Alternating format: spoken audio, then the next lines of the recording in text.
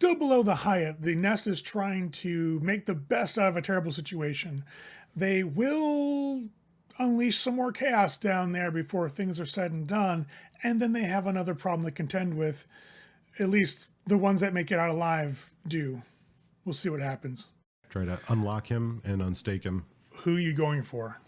You got Leanne, the Bruja. You got Alec, who is the ministry member. Not the Bruja, just remember. You get up to the ministry member and you kind of feel your way around that cage. And as that ash, kind of the smell of the ash spreads through the air, now that it's kind of settled into this cloud, the two creatures that were there seem a little bit surprised that it suddenly, went that. They're not like, they're with sail, but they're not dumb. Right. You hear like, what? You did that. I didn't do that. And you see them start to circle each other as you reach down and undo the first screw, then you undo the second. And that's when you hear Nerissa's voice, quiet. And as you hear this like footsteps start to approach from that northern tunnel, you hear the metal start to rend again as in your vision, as you look up, darker blackness than the shadow around you that the room's in start to grab like tendrils that iron and pull it apart as she uses arms of Aramon. You reach down to grab the stake out of Luke's chest, and as his body goes limp as it was rigid, he falls against the entrance, the opening of the cage, and just slams down on the floor. And you can see his back is super fucked up. Like somebody clawed him real bad across it. When he hits the floor, he's like, oh, fuck. And as soon as he speaks, you'll see those two beasts snap their head and look directly back at him. You're back on the ceiling. As they start bounding, you can feel them and hear them start bounding that direction. I will begin to scurry down the opposite direction tunnel. So back to where you guys came. Yes, if that's the case. Yeah, they'll head you back down the way you guys came, but you could go off to one of the side tunnels if you wanted to. I'm basically just trying to strategize so that they don't follow me. Like they wouldn't think, So I'm not dead set on going back the way that I came. Okay. I'm more than willing to take the long way the fuck out of here. So you peel off to like the west entrance, then essentially it's the closest one to where you're at. Yeah. And as you start clambering across the ceiling, they pounce on the ministry member and rip him apart. And you hear, "You idiots!" come from Nerissa as the metal cages just get thrown across the room that were picked up by her arms. As you make it into the tunnel, you'll see light erupt into the room. Just like burst of like this orangish light appear, almost like flame. And you'll hear a screech from those creatures as it does so. You hanging out, trying to hide, or you just leaving? No. I'm leaving. Okay. Yeah, I mean, I couldn't save the rabbi, couldn't save the fucking the ministry fella. I'm not sticking around. I know whatever happened here has at least set this back. So I'm going to try to get the fuck out of here. Okay. You start heading out. For Sullivan and Preston, you hear all this shit go down in that room as you guys are coming back that hallway and are kind of like hiding to the sides of the doorway so you can't get seen. Lamont doesn't come back. You hear skittering, but you don't see Lamont come back. Oh, I don't want to fuck with Nerissa, so it's time to go. Yeah, we gotta go. All right. You guys will head back to where you guys came. To GTFO. All right. As you guys jet out and start making your way back towards that chain link fence that leads back to the main service hallways, and you start heading towards the storage area, you guys hit the storage area and the elevator doors ding open. Now, with Sullivan and Unseen, and with Preston having hide behind pole, you guys can't effectively hide. There's not a problem. Like, you get a warning enough when the doors open, and I know you're on alert enough to where you can be like, fuck, I'm trying to be stealthy. And you will see stepping out of the elevator is this woman that looks a bit like somebody you guys have seen around Elysium. She's a gangrel from what Sullivan and Preston can put together. You can't quite place her name. Is it Rosa? No, it's not Rosa. It's not the Okay. Primogen. That'd be definitely like, yeah, you see the Primogen. No, this is just some gangrel you've seen around the area. She is walking in with what looks to be a homeless person over her shoulder. She walks right by you guys and goes down the hallway. A quick glance after her, the face underneath that, like this weird, like old sweater hood that's up, is definitely Nosferatu. It's deformed. You can see these tusks that have come up underneath it. For Preston, that's a guy named Waneka. He's a Nosferatu who actually deals with the homeless population. He's been caught and he's being carried towards the way you guys come from. Shit. Sucks to be him. You better save him, dude. I'm just kidding. You do whatever you want. But that leaves the elevator down here for you guys. You see her walk down a hall, pass through the corner, and she's out of sight. I'll get in the elevator. You guys taking the elevator up, or are you actually going to go through the...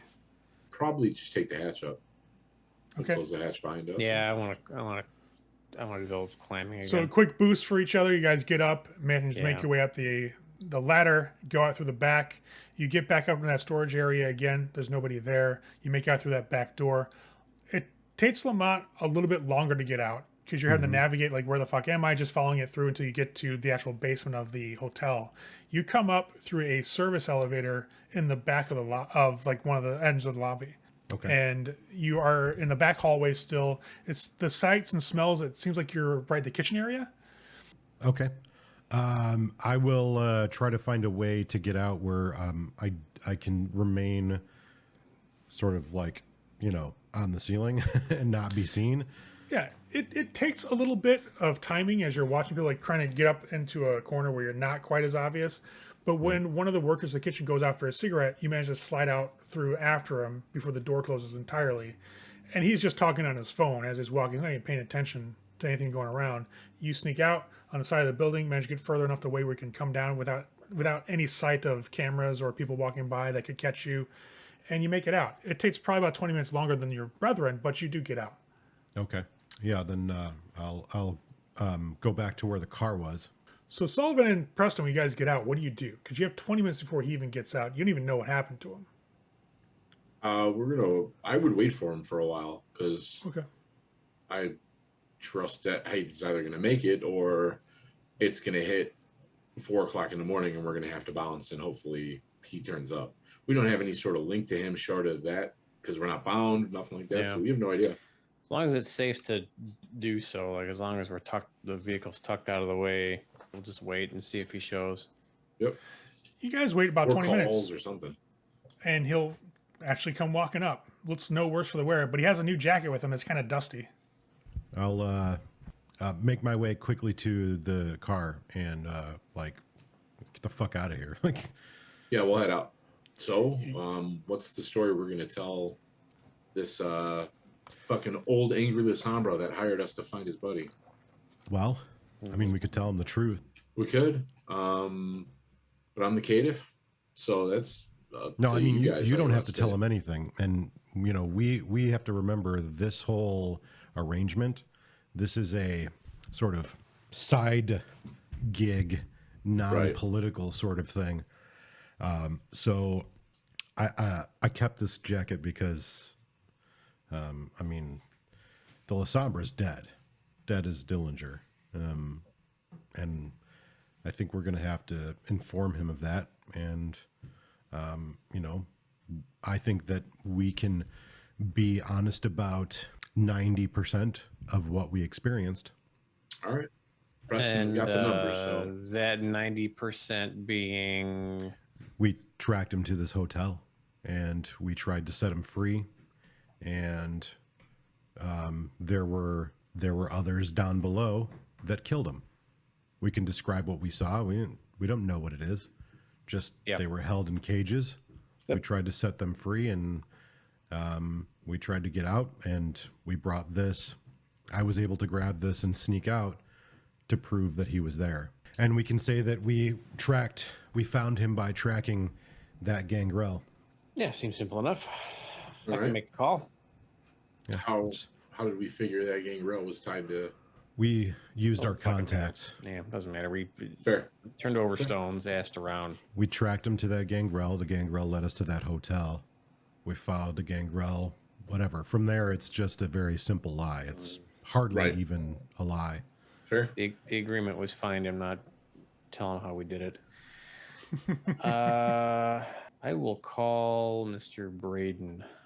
Well, so he had you go through Oh, that's right. Mr. I'll Mitchell. Our buddy.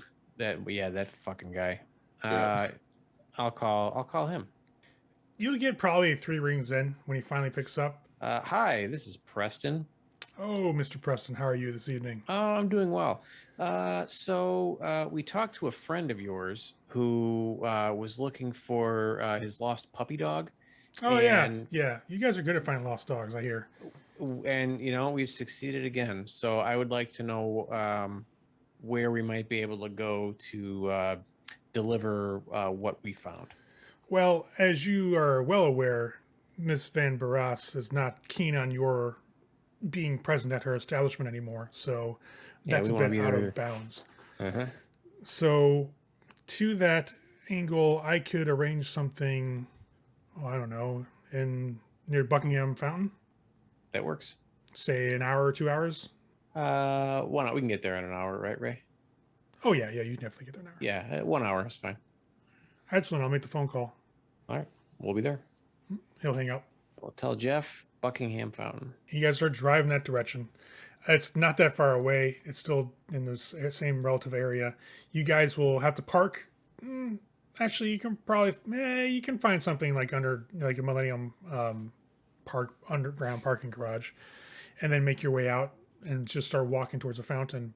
By the time you're walking there, when it's still like maybe 100 or so yards away, you can see not only the individual you have been talking to, but also Mr. Mitchell and at least 1 or 2 other individuals that you don't recognize. Who's Mr. Mitchell? Mitchell is the ghoul of Sierra. Oh, okay.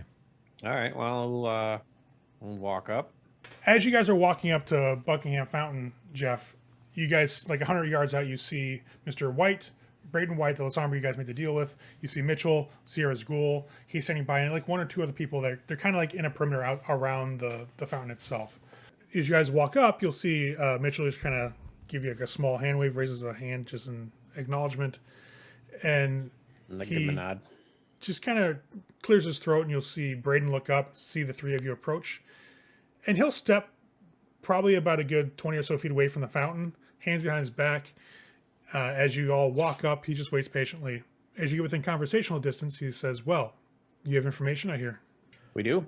We regret to inform you that Rabbi Viserys is dead. You have proof, obviously. I'll step forward and I'll hand him the jacket. This was all I could manage to retrieve. I'm assuming the dust is what Yeah, That's what you remains. think it is. He'll raise a finger and snap it. He won't actually take it from you. You'll see one of the other suited up ghouls walk in your direction. They pull like a satchel from over one shoulder. They open it up for you to deposit the jacket into. Okay, yeah, I'll set it in. You put it in. They just kind of close it and swing it back. Can I ask the details of what went down and where you found him? The Hyatt, actually. He was being held there along with several other missing kindred in the city. We tried unsuccessfully to get him out of there. The place seems to be being guarded by some other kindred. We noticed a couple of gangrel there. Not sure how they're involved. We didn't ask them. But the shit hit the fan, and we barely made it out. I'll like put a hand on Preston's shoulder. If I had a more unique perspective of the situation. Oh, yeah. We definitely were able to track an individual that we were able to confirm is a gangrel. Kind of a. I'll look at Preston. What was his name again? Coco? Lulu. Lulu. Sorry. A biker. Kind of. He looks like when he hears the name, he kind of looks over at Mitchell, and Mitchell kind of gives him a nod. Okay. We were able to track this individual down, and tonight he made his way to the Hyatt, and we were able to at a distance observe his doings basically at this hotel, and I was able to track him down into basically like a service area that had been defunct and dilapidated. And I lost sight of him, but in losing sight of the gangrel, I was able to find the rabbi. It was at that point that I did my best to quickly relieve him from the confines, that he was held in some sort of strange cage device. And I had noticed others, faces I recognized, but names I didn't really know. Vague interactions with, around the city over the last couple of months. But as soon as I released the rabbi, he, of course, moved into action very quickly. And Was he of his right mind? He'd been staked. And so it is, I would ascertain that as soon as that stake was removed from his heart, something took over him. All right. And it became completely dark, but as the darkness came, there were these loping creatures. I don't know if they were gangrel or if they were they just seemed very, they seemed like beasts. And then everything went black, like I said, and at that point, all I could do was simply retreat because I heard smashing, and then, eventually the shadows dissipated, and I could still hear these bestial creatures kind of snarling about, but I saw that he had fallen, and so all I could do was quickly grab his coat as he return to the soil and flee so that these creatures didn't catch me. You said that you saw other kindred Yes. of this city that have gone missing down there. Do you know who they were? Yeah, I'll describe, there was, what do they call them now? Ministry. And I'll describe the guy. Snakes. Yeah. And Probably, I heard the missing ministry member was Alec. Yeah, and then right. I'll describe there was one, do you remember that Brewhouse name? Yeah. Leanne Miller. Or Leanne, yeah. And then finally I'll describe and name the Hakata. It's Hakata in the city. I thought they vanished. Well, apparently we know where they vanished to. Fair. Not to be macabre. No, it's fine. Well, you performed admirably and quickly, much faster than I expected. So we're going to leave a small tip, say 25%. So let's just get to that. And he'll snap his finger again, and you'll see the other ghoul walk up with an envelope, little small seal. Looks like a small gift card, envelope, really tiny. Mm-hmm. And they'll kind of hold it out with two fingers towards the three of you. I'll take it. That, as Braden speaks up, is a key card to a bus terminal by apparently one of the expressways in and out. Here's a bus terminal right by the old post office. There's a locker that will open. You'll have your money there. All right. Very well. Appreciate it. Indeed. Gentlemen, have a good night. And I have to, of course, inform Sierra of these events, which may precipitate some questions coming your direction. Just for clarity. Certainly. Out of curiosity, maybe as a favor, I understand you'll have to, give the information to Sierra. We've encountered quite a deal of scrutiny because of our ability to track certain people down. Maybe we could leave it out of the eyes and ears of the court. Who found it? Yeah. I'm fine with that. Yeah, we're quite pleased to take credit from you, but leave it anonymous to the greater city. I have no issue with that whatsoever. Okay. Yeah, I'll kind of nod and I guess we'll bounce. Have a good night, gentlemen. Or anything. You as well. Sorry for your loss. Of course. And as you guys walk away, you'll hear him kind of turn in that gravel that's around the fountain and look over at Mitchell. And he'll step that way and it'll be a hushed conversation. Nothing angry, just it seems like he's just relaying some sort of orders or something. After which you'll hear Mitchell pick up his phone and make a phone call. Probably. You guys get back to your vehicle without issue. And where you want to go? It's probably 1 or 2 in the morning at this point. Wherever we go, we need to get the fuck out of here. Yeah, I'll just start driving. We can figure out where the fuck we want to go while we're driving. Yeah, I'll start heading back towards the Haven. Yeah, maybe Whether we we should go actually check go out this bus terminal. Yeah, we go collect. Sure. Just get it out of the way. If there's something terrible waiting for us there, I can't imagine there is, but I know this game. So you guys go into the bus terminal, get to one of the lockers after you find parking, and you get a briefcase with your money. That's pretty simple. For part of me, I was like, I could have put a bomb in that locker and be like Lasombra tying up shit. Like, that would be the most ridiculous thing ever. Because what are they going to do? Go up against the clanmate of the sheriff? Come on. They're fucking Toreador and a cative. But I'm like, nah, that's just terrible. So you actually do find your cash. Well, primarily because Braden he's trying to keep things orderly and make a good name for the Lasombra. So he's not going to fuck people over on his first deal in the city. So, you guys find your cash for that instant and manage to get out of there with 125,000. My suggestion, we find somebody to invest in Bitcoin for us. Jimmy's your guy. Because I don't know what the fuck we're going to do with $125,000 worth of cash. I guess just pay for Keep it things downstairs. in cash. Right. Just pay in cash and hide it. So you guys get back on the road. Buy a shit ton of prepaid cards. Just Fucking use them as Walmart needed. gift cards. Nate. Right. $19 Fortnite cards.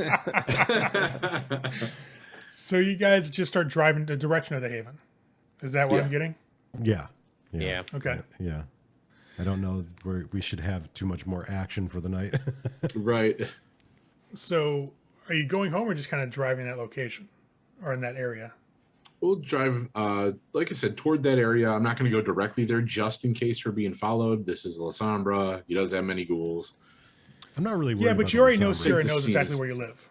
That's true. That's true. To be honest, it's not Narissa Lasombra, probably does yeah. too, but no, I'll take the scenic route. Like, we'll do some here and there. We'll go up to the north side. So you spend like an extra hour or so just fucking around before you get there. Pretty so you much. basically pull back up to the Haven roughly around 4. Mm-hmm. And when you pull in, you got a really weird sight in front of you as you pull up the driveway. There's Jimmy and like 3 other dudes that you recognize from exit, and they've got this like guy who is wearing this like really ratty leather jacket. Nate, you guys actually recognize him. This is that weird like MRSA guy from the Succubus Club from a couple of nights back. Shit. And you see that they've got him tied up, but nobody wants to touch him. But he's been beaten to shit. He's got black eyes, his lips all bloody. He's got his nose broken, it's kind of crooked, and he's just kind of out of it, dazed. You see Jimmy, he's got a chain in his hand, like over his shoulder. You guys pull in, open the doors, like, we caught this motherfucker snooping around the club. Hey, GW, you know that chick that kind of like follows your ass around? He was being all creepy towards that girl. And so we decided to handle it. Yeah. Oh, well, I mean, I'll kind of look around, just bring him inside. If you beat up, tied up guy on my porch. Yeah, no problem. I mean, guys, I'll go open the door and shit. you'll go open the door and you'll see like Jimmy is waiting for all you guys to go first, and he'll head up behind you with the 3 guys behind him carrying, well, basically strong arming Venathra's MRSA patient possession suit up the stairs and into the kitchen area. And they're just holding him. Like, what do you want done with him? And you'll see, like, on the couch as you guys walk in with these people, Quincy's like, what the fuck is this? Yeah, that is a really, really good question. Guys, why don't we take him to a back room for a few minutes so we can sort all this out. Jimmy's like, sure, we'll go off in the corner over there where you got the shit set up, right? Yep. Guys, corner. And they'll just drag and he'll walk behind him. And as Jimmy walks by Lamont, he's like, I got your back. He starts walking. I've got with him. yours.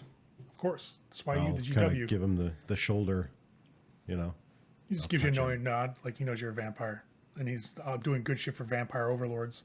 Mm-hmm. And he'll make it towards the corner. And as they walk by, you see Quincy just kind of stare at the body, look back at you guys, and just shakes his head.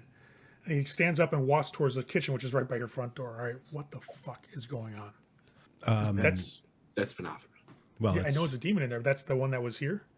Yeah. That's the one that's also been killing our mortal ties. He's angry because we cut him off from the well. Then he tried to blackmail us, and we told him to go fuck himself. Can you make sure he stays out of it for like the next hour? I've got an idea. Stays where? Unable to jump from the body. I'll look at Sullivan. I don't actually know. Can I roll my occult? Like, is there something I've read? I have that the can occult help? ability. Yeah, we'll just let Jimmy keep beating the fuck out of him.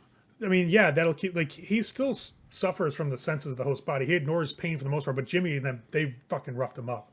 Like he's a little out of it right now. Yeah, I guess Nate doesn't know what the like. How do You keep don't a know like demon what from can leaving? just keep him from bailing. Right now, it seems like he's a little dazed and out of it. I mean, you could. What do we do with the bum? Oh, he's ripped apart. Actually, no. Sorry. When you walked in, he was gone. Quentin cleaned him up. Okay, where'd you put the bum, Quentin? Did he have anything on him? Oh, he's downstairs. Did he have anything? Did you check his pockets? No, I put the body downstairs. I picked up all the bits and did some cleaning Okay, and put him downstairs. I'm gonna run downstairs and check this bum. Okay. I'm gonna search it. Well, I don't know what the fuck condition. I don't know if he like woodchucked him or what, but like I'm gonna check. No, this is so you're looking about the guy that he ripped apart, right? I'm looking the guy that I fed on. Oh yeah, that's the one he ripped apart because he was Yeah. in a frenzy when he came out of torpor. He's splayed open downstairs. It doesn't look like he did anything. He basically just tossed it on top of the second body from the person that he killed down here for the ritual, which is still here. So I got a hunch. I'm just gonna search this guy, looking for drugs. You will find some heroin. Exactly what I wanted.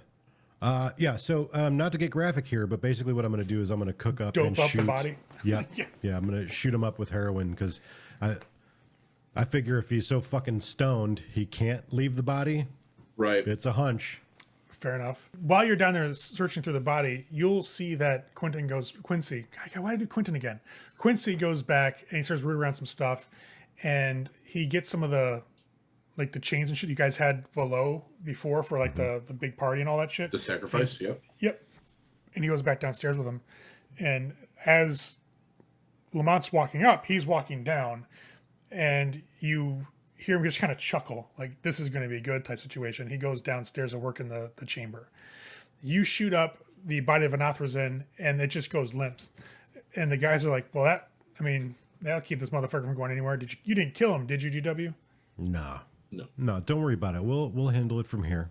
All right. Jimmy's like, boys, you head outside. I'm just going to handle some stuff back here, all right? They're like, yeah, sure, no problem. And when they walk past you guys, they're looking at you. They're definitely like almost in awe of you guys. And they step outside. And it leaves Jimmy with the three of you. And you hear this small chanting just emanating from the downstairs area for where Quincy went. And Jimmy just kind of like runs a hand through his mohawk, which is down right now. So it's just that strip of green hair. It's like, listen, I hope you guys aren't angry, but I got some guys that I trust. Some of the guys here that worked on some of the stuff that we did, like the peripherals, like lookouts and shit for the cars. But I think they'd be worthwhile to have on your backs. And I know how I feel about you guys, and I know that you woke me up to some shit out there. Now that you have, I've seen weird stuff happen around that club a lot, like that crazy motherfucker you all hang out with. And I thought that, some guys who are more into occult shit more than I am, like they'd be interested. So that's why I got these guys. We got a couple more out there that are interested in learning more, but I haven't said shit aside from it's a mystical thing. You have to understand. Everyone has to be tested. Oh yeah, they don't know about the whole thing, And that's fine. And those that can be trusted will get the opportunity to take the test. And those that can't, once they know enough and they know too much, they have to be dealt with. I can handle that. I'm going to, if you guys don't mind, I'm going to go to the suitcase and pull out a stack of cash and hand it to him. Money's a motivator more than anything else. Yeah, no problem, boss. Do you want me to just dole out to these guys for doing the work? Just have it be that, like, here's for your loyalty, for your family type situation. Are we doing like mobster on this? Is what I'm thinking. If you talk, you can't talk anymore. This is the first test. Yeah, I got it. I'll make sure they understand 100%. Good. Then I'll see you tomorrow night. Just you. Understood. And he'll take the cash, put it inside the pocket of his leather jacket. He'll nod to both Sullivan and Preston respectfully and head out the door. Okay. Yeah. Once he leaves, I'll turn to the rest. I didn't know I was going to actually be like building a cult, but it's like startlingly simple. It seems. It really is. Well, Simple until somebody fucks up. well, That's true. But which is why we have to be we have to scrutinize who gets the blood. Guys. Yeah. They're punks. They're not. They will help us to keep the secret in the places we want the secrets kept. And they will definitely work for, and I'll point to the fucking briefcase or to the thing, money. So. And let's be honest, the death of the cult knowledge is probably like, yeah, man, I watched The Omen when I was a kid. Yeah. Right. Like, Jimmy, he wasn't even knowledgeable of the occult, really. He just saw some documentaries. You guys were like, oh, the mysteries. Fuck. And he's like, dude, I gotta get some of my friends in on this shit. Because he utterly loves Lamont. Yep. Is that blood bond? That's all it is. So time will pass, and you'll see Quincy walk back up, and he's inscribed these like sigils all over the chains. He starts wrapping the body of Venathra's in. And for people with sense unseen, without even activating, you can feel that there's mystical energy emanating off of those. And as Quincy wraps them up completely, he kind of hefts them. You feel kind of like grunt with the weight of the chain and the body as he kind of like fireman carries them. He's like, listen, I warded these to trap him inside. We're going to sacrifice this motherfucker to the pit unless you have objections. Not at all. No objections here. And he'll take him downstairs, and it will literally take the rest of the evening until the sun comes up. Like the sun is coming up as the ritual is finishing, and it is one of the most horrific things you guys have been involved with. And you just killed like 12 people for your well. Like this is all sorts of defilement on this demon while it's in the body. I'm not gonna get into it graphically for the benefit of our audience, but it's terrible. It's carving into him, doing all sorts of shit to profane the flesh even further than it already is that Venathra has touched upon. And Venathra is doing the typical demon thing. Like he starts speaking in tongues and like languages you don't understand. There is shit seeming to appear out of nowhere in the sacrificial chamber that's giving a moment's pause, but it's just apparitions. Quincy stays on task the whole time as he's basically consecrating the demon that was once bound to the well as a sacrifice to the well. And it comes out of the course of it as the crescendo of the ritual starting to near that Venathra has been freed. He doesn't want to go back. And it seems that Quincy's consigning him back to that void. And it's freaking Venathra the fuck out. And he's begging. I'll do anything you want to do. Just don't do this to me again. You freed me once. Don't put me back. Do you guys want to stop the ritual or let Quincy finish it? Shouldn't have fucked around. Fuck him. I don't want him Right. around. Exactly. I'm gonna let Quincy do what Quincy's gonna do. Finish it. Oh yeah. Fuck you, demon. Quincy Only that's will- in the Bible. Who blesses their golf clubs? So He said it himself. Fucking demon. So the ritual concludes pretty much right as dawn breaks, as you guys are fighting tooth and nail to stay awake. And this mystical shockwave hits the well, and it just sends this weird reverberation through all of your souls. You feel this connection to this now that has been opened up more potently than it was before. You guys can buy the well up another level after tonight if you wish, as he's basically sacrificed the demonic entity that was one tied to the most powerful being that was tied to the well, back to the well. So it's kind of like recycling, Right. It's the circle of life. And once it's done, it seems that Quincy just tosses the whole body, chains and all, down the well itself. It doesn't vanish, you hear it crunch down below, but he throws the whole body in. Well, I'm pretty pleased with this outcome. You guys have to fight to get back upstairs to your beds before sun fully forces you into your daytime death. Quincy crashes down below in the chamber, and you guys pass out for the evening. okie And since dokie. it's about 1:45, we'll pop there. Yeah, that's where we'll close for the evening. Damn, that was actually a lot happened. We got some in this shit one night. accomplished. Well, so long, and thanks for playing Venathra. It was nice to see you and nice to have you around. Unfortunately, you were found wanting by the group. I was kind of hoping for a different change of heart there, and maybe they would have made a deal with him and kept around as like a thrall of sorts, but they decided to go straight to the extremes with it and just get rid of the guys. So, sorry, Venathra. See you some other Chronicle, I guess. And that's it for this one. We'll see what happens with the next episode. See y'all then.